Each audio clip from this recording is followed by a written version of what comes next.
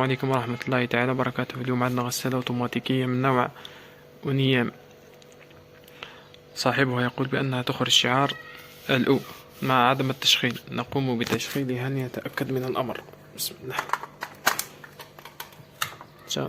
نشغلها في وضع العصير.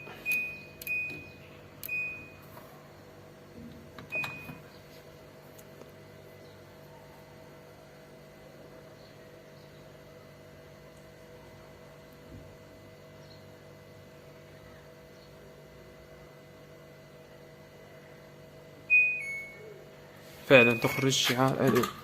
من الملاحظ الآن أنها لم تقفل الباب. هنا نستنتج بأن المشكلة في مفتاح الباب. نقوم بإطفائها ثم نتأكد.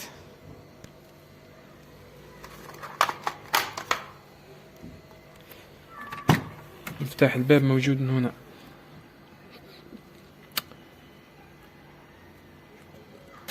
للوصول إلى هذه القطعة نقوم بنزع السيكليبس الموجود هنا.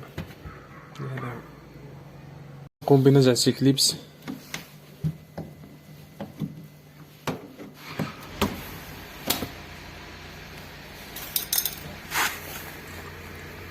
هذه هي القطعة المسؤولة على قفل الباب.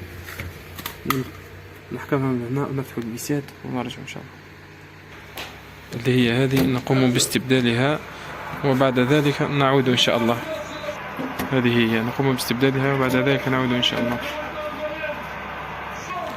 بعد استبدالها نقوم بإرجاع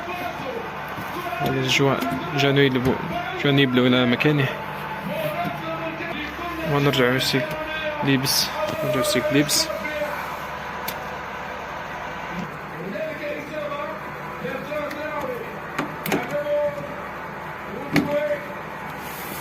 نقفل الباب. بعد أن يرجع مفتاح الباب نقوم بتجريب الغسالة إن شاء الله. نركب ترسيتين نقوم بتشغيلها في وضع العصير.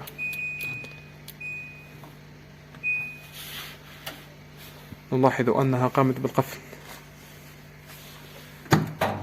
تقدرش تفتح الباب بالضبط مع التشغيل، ومنه نجحت العملية إن شاء الله. والسلام عليكم ورحمة الله تعالى وبركاته.